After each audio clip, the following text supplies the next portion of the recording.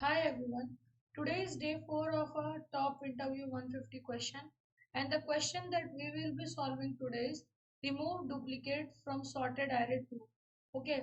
So in the previous question we had remove duplicates from the sorted array, but in that what we are doing, we were removing like the duplicates, and we were just returning the like we can say unique occurrences, right? But in this question there is a little difference. What we need to do is we can only return at most two occurrences of a number. Okay. Let's say we have one, two, two, three, three, three. Okay. So here what we will return, one is occurring once only, so we will return it only once. Two is occurring twice, so we can return the occurrence of number at most twice. Okay. So two times we can return two, and this three also will be returned only two times. Okay. So this is like what we have to do in this question. Okay. And here also we don't have to return the array, we need to return the number of elements that are occurring in that way. Okay. So let's read out the question once. Given an array nums sorted in non-decreasing order. Okay. Our array is given in a form of ascending order, and we need to remove duplicates in place, which means that we cannot use any extra space. Okay. Such that unique elements appears at most twice. We can add the number two times, but it should not increase the means number of elements more than that. The relative order of the elements should be kept the same. Means these values should be coming one after another only. It is not. It should not occur in the way that means one is coming after that three is coming. That is not allowed. Okay.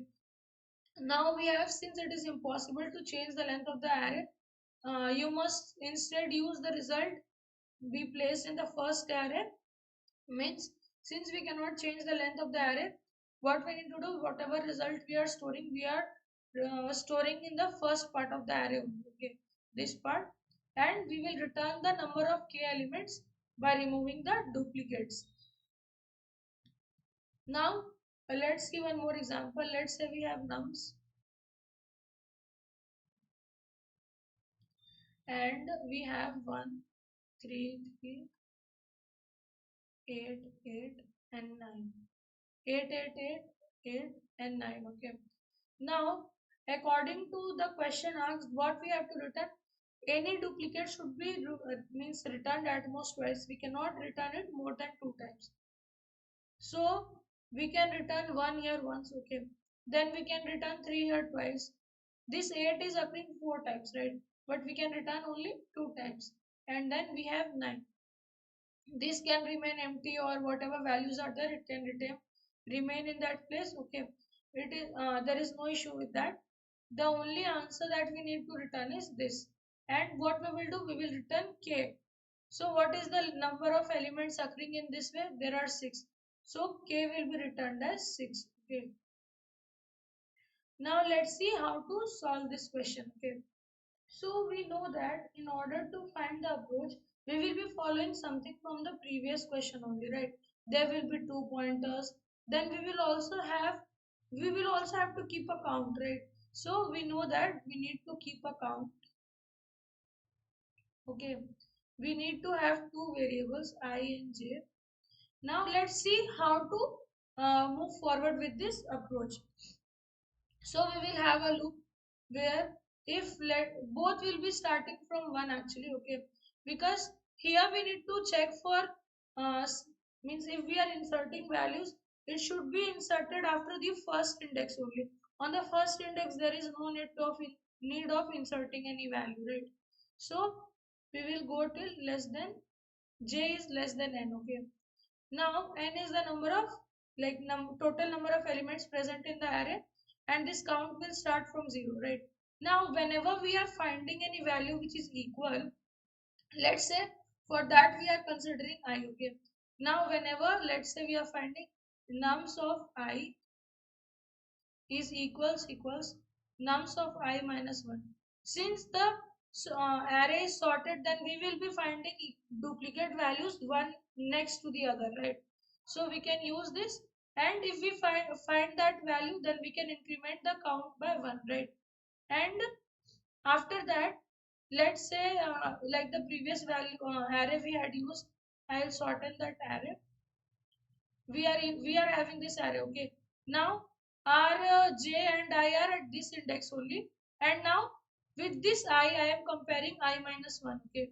And we are checking now that if these both are equal, they are not equal, right? So this will remain as it is, because on the zeroth index there will we will not make any changes. Whatever changes we will start making from here, it will be from here only. Now these both are not equal, means first digit will be as it is, and the second digit that we are having, we need to keep the like data, right? This means this number is newly occurring. So since these are not equal, we need to keep that data, right? And if they are equal, then we will increase the count by 1, so that we will know if 1 is also here, so we can have at least 2 ones, right? So now what I will do, if my condition is, now I am having 0 elements, now 0 count is 0, and if I am finding one more duplicate element, it will increase to 1, right? And then we will have two values. So let's say we have count is less than or equals to 1.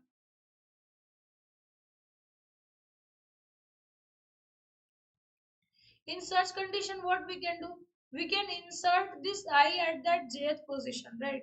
Means, let's say we are here, okay? This is one only, we don't have to make any changes. Now after comparing, we found out this is a new value, we need to keep that value, right? Then we are having I and j at the same index, and count is less than 1, right? So now whatever value we have at that index, it should remain, so that we can compare it with the next value. And this I will also move front after inserting the value, and j will also move front, right? Now we will see that we have 3 again, right? I and j. Now we will compare this both, that these are equal or not. Now count will increase by 1, right? So we will insert 3 also here. So what I am seeing here is, whenever I am finding a value or count such that it is less than or equals to 1, then I am inserting any value, right? So what I will do here, that nums at j is equals to nums at I,